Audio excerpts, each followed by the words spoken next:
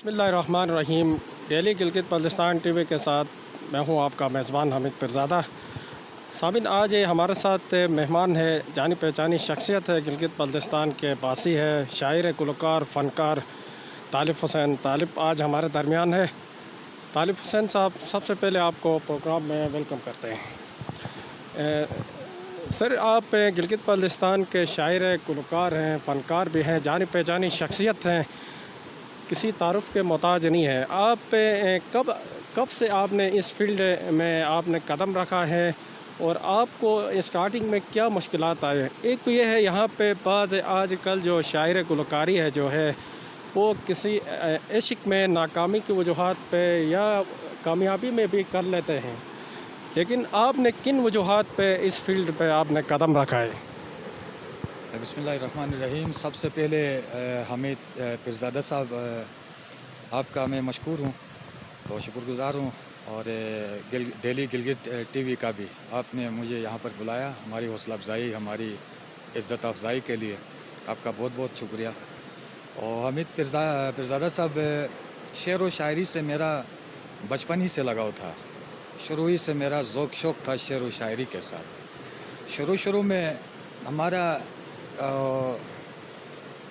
دماغ اتنا وہ نہیں تھا کہ ہم شعر و شاعری کر سکے، ذوق شوق تو تھا، مگر ہمارے پرانے جو ہمارے شاعر تھے، ہمارے استاد جان علی استاد تھے، ہمارے عقیل خان عاقل اور بابر خان صاحب، ہمارے جتنے بھی پرانے ہمارے شاعر تھے، ان کی شعر و شاعری ہم سنتے تھے، تو میوزک سے بھی ہمارا ذوق شوق تھا۔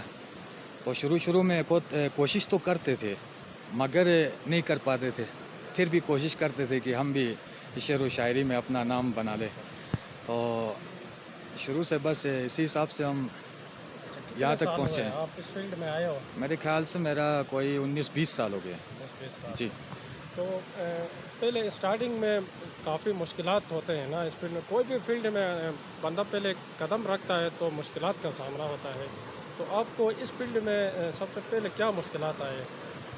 اور سر، مشکلات تو یہی مشکلات تھی، سب سے پہلے تو مشکل کام یہی تھا کہ شعر و شاعری کو لکھنا، کہ انسان کے جذبات، خیالات، احساسات، محسوسات جو ہیں ان کو یکجا کر کے ایک لڑی میں پیرو کے پھر ایک نئی انداز میں پیش کرنے کا نام شاعری تھا۔ ہم اتنے پہنچے ہوئے نہیں تھے شعر و شاعری میں، تو کوشش کر رہے تھے، پہلے بھی میں نے اب یعنی بتایا۔ آپ لکھتے بھی خود تھے اور اپنے جو لکھے ہوئے شاعری خود گاتے تھے؟ بعض تو ایسے ہوتے ہیں کہ کسی کے لکھے ہوئے کلام گاتے ہیں نا شاعر بالکل بعض، صحیح۔ تو آپ نے اسٹارٹنگ میں خود لکھا اور وہیں گانا آپ نے خود گایا؟ سر، شروع میں خود بھی لکھتا ہوں شعر و شاعری، بہت سارے کلام میرے ہیں، سینکڑوں کلام ہیں میرے، عشقیہ، قومی، انقلابی اور دیگر شخصیات کے اوپر، تو ہر اس کے اوپر میرے بہت سارے کلام ہیں، لیکن اپنی شاعری بھی گاتا ہوں۔ لیکن اپنی شاعری کے علاوہ ہمارے جو بھی شاعر ہے، مثال کے طور پہ ہمارا عزیز الرحمن ملنگی صاحب ہے، ہمارا ظفر وقار تاج صاحب ہے، ابھی ہمارا ایک نیا ہمارا جی بی کا ڈائریکٹر ہے عارف حسین صاحب، اس کی بھی خوبصورت شاعری مارکیٹ میں آئی ہے، تو ان کی شاعری بھی ہم گاتے ہیں۔ مثلاً میں ایک کلام لکھتا ہوں، اگر میرے کلام سے خوبصورت یا عارف صاحب کا ہے، یا ملنگی کا ہے، یا ظفر وقار تاج صاحب کا ہے، جمشید دکھی صاحب کا ہے، امین ضیاء صاحب کا ہے، کسی کا بھی ہے، تو ہم کوشش یہی کرتے ہیں کہ مارکیٹ میں اچھا کلام، اچھے جذبات کو لے کے سامنے آئے۔ بالکل بھی۔ پسند کریں۔ اچھا، اس کے ساتھ ساتھ یہاں پہ ابھی صوبائی حکومت ہے پی ٹی آئی کی، تو یہاں پہ یہ جو آپ کا جو ڈپارٹمنٹ ہے یہ کیسے چل رہا ہے؟ حکومت کی طرف سے یہ تعاون کر رہے ہیں کہ کلچر، دیکھو گلگت بلتستان کی ثقافت جو ہے پوری پاکستان میں انٹرنیشنل لیول میں مشہور ہے، کیونکہ آپ اسی ثقافت کے باسی ہیں، جانی پہچانی شخصیت ہیں، اور آپ پہ حکومت کے تعاون سے آپ چل رہے ہیں، تو حکومت آپ کے ساتھ کیسے تعاون کرتی ہے؟ حکومت کچھ لوگوں کے ساتھ تعاون کر رہی ہے، لیکن ہمارے ساتھ آج تک حکومت نے تعاون نہیں کیا ہے، اور کلچر کے لیے ہم نے بہت سارے خدمات ہیں ہمارے، تو بہت کام کیا ہے کلچر۔ میں نے خود اور راولپنڈی آرٹس کونسل کراچی میں، پنڈی اسلام آباد میں، میں نے خود کلچرل پروگرامات جو ہیں ان کو میں نے خود انعقاد کیا ہے۔ آج تک مجھے ٹورزم ڈپارٹمنٹ کی طرف سے یا حکومت کی طرف سے بالکل بھی ہمارا ساتھ نہیں دیا ہے، تو ہم چاہتے ہیں کہ یہ جو ٹورزم ڈپارٹمنٹ ہے تو اس سے ہمارا یہ جو کلچر ڈپارٹمنٹ ہے اس کو الگ کیا جائے، اور کلچر ڈپارٹمنٹ کا جو ہیڈ ہے اس کو ہمارا کوئی شاعر جو شعر و شاعری میوزک کو ہمارے جذبات کو سمجھنے والا کوئی ہمارا لیڈر ہمارا وہ سربراہ کل ہو۔ جو آپ کی یہیں کلچر جو کابینہ میٹنگ ہوئی وہاں پہ کابینہ کا اعلان ہوا ہے، آپ اس میں شامل نہیں ہیں؟ تو اس کا مجھے پتہ نہیں کہ مجھے کیوں نہیں بلایا، ہر آرٹس کونسل کے ساتھ میں رہا ہوں، اور اس دفعہ بھی ایک آرٹس کونسل بنی ہوں، ادھر مجھے بلایا تو ہم نے فنکاروں کی فلاح بہبود کے لیے ہم نے کام کرنا ہے، یہ کرنا ہے، وہ کرنا ہے۔ میں نے کہا چلو ٹھیک ہے، میں آپ کے ساتھ ہوں اگر فنکاروں کی فلاح کے لیے آپ کام کر رہے ہیں، لیکن وہاں پہ کوئی جہاں کہیں بھی میٹنگ ہوتی ہے وہاں پہ ہمیں نہیں بلاتے ہیں، یہ مجھے آپ پتہ کو نہیں، کابینہ میں شامل نہیں کیا جائے اس کا مجھے پتہ نہیں کیوں نہیں کیا۔ اچھا، باقی میری ضرورت پڑتی ہے تو سارے آرٹس کونسل والے مجھے بلاتے ہیں۔ بلاتے ہیں نہیں، آپ کو تو بلائیں گے، ظاہر سی بات ہے، آپ جانے پہچانے بھی شاعر ہے، گلگت بلتستان کے کلچر کے پہچان ہیں، تو آپ کو نہیں بلا کے کس کے بلائیں گے؟ یہ تو آج کل آئے ہوئے شاعر ہیں، چلو یہ بھی ہمارے کلچر کو زندہ رکھتے ہیں، ہم بھی ان کے کوششوں کو سراہتے ہیں۔ تو یہاں پہ طالب حسن صاحب پہ ایک یہ ہے کہ یہاں پہ آپ کوئی بھی یہاں کلچر کرتے ہو، جیسے آپ نے کہا کہ میں نے اسلام آباد میں کلچر کا انعقاد کیا، تو آپ اپنی مدد آپ کے تحت کر رہے ہو یا حکومت کے تعاون سے کر رہے ہو؟ نہیں، میں اپنی مدد آپ کے تحت میں نے وہ کنجریب ٹاپ سے کراچی تک میں نے خود بہت سارے پروگرام آرگنائز کیا ہے۔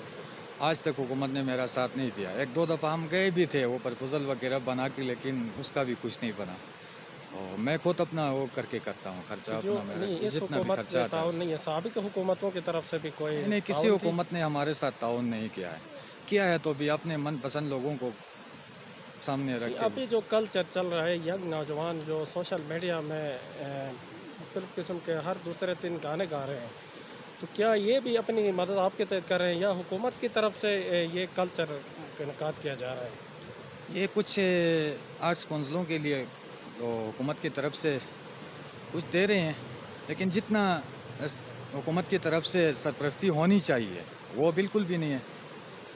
نہیں، یہاں پہ میں تو ایک علیحدہ فنڈ ہوتا ہے نا کلچر کے لیے، گلگت بلتستان کے لیے کلچر کے لیے علیحدہ فنڈ ہوتا ہے، تو ابھی وہ فنڈ کدھر جاتا ہے؟ کیا ان پہ خرچ کرتے ہیں؟ اپنا وہ جو کلچر اسپورٹس اینڈ کلچر کا فنڈ ہے، بہت چھوٹے پروگرام وہ بہت آرگنائز کرتے ہیں، تو جتنا فنڈ ہے ہمیں تو پتہ، ہمیں یہ پتہ ہے کہ اسپورٹس اینڈ کلچر کا فنڈ تو ہے، لیکن کہاں کہاں خرچ ہوتا ہے، کتنا خرچ ہوتا ہے، فنکاروں کے لیے آج تک ان لوگوں نے کیا کچھ بھی نہیں ہے، اور فنکار کی فلاح کے لیے کام کرنا چاہیے، ہر محکمے میں ان کو جاب ملنی چاہیے، تو جس طرح ہمارے ملک پاکستان میں دیگر صوبوں میں مثلاً کراچی ہے، پنجاب ہے، جو بھی صوبہ ہے وہاں کے فنکاروں کے لیے جس طرح حکومتی سرپرستی ہے، تو یہاں پہ میں سمجھتا ہوں کہ گلگت بلتستان کے جو فنکار ہیں، ہمارے فنکار برادری ہے، ان کے لیے بھی تو پنجاب کے طرح یا کراچی کی طرح دیگر پاکستان کے فنکاروں کی طرح تو ان کا بھی ساتھ دینا چاہیے۔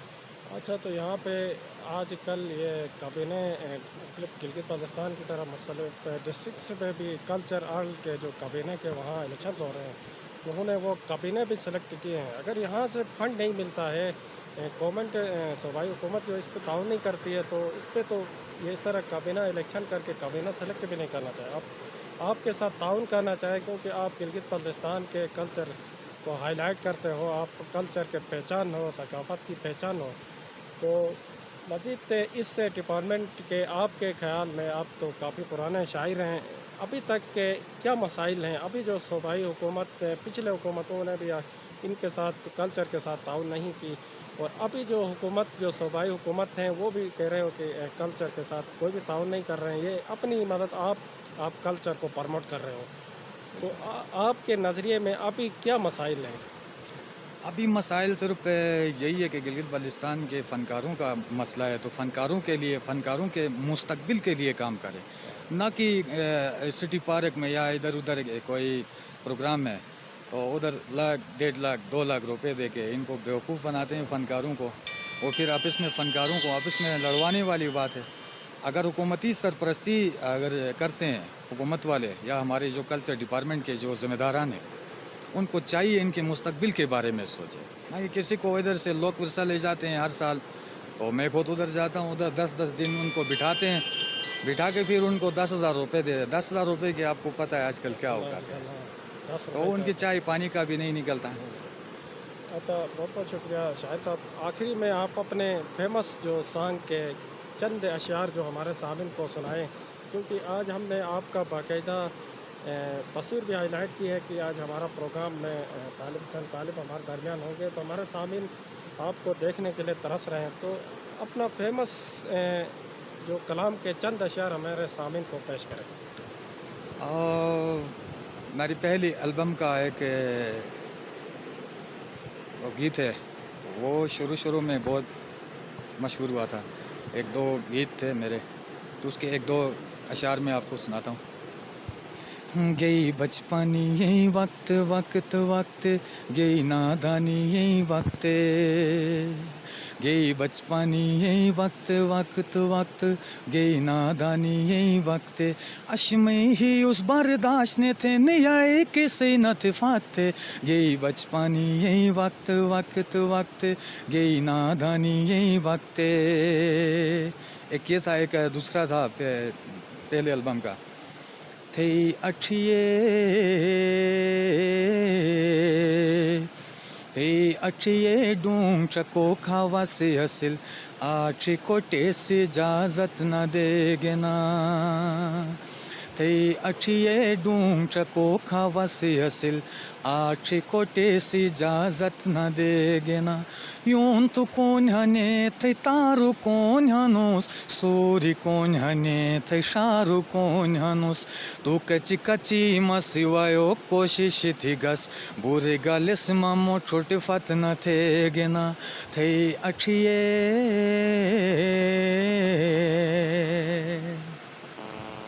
बहुत बहुत शुक्रिया तालिब हुसैन। तालिब, आपने हमारा प्रोग्राम ज्वाइन किया, कीमती वक्त निकाल के।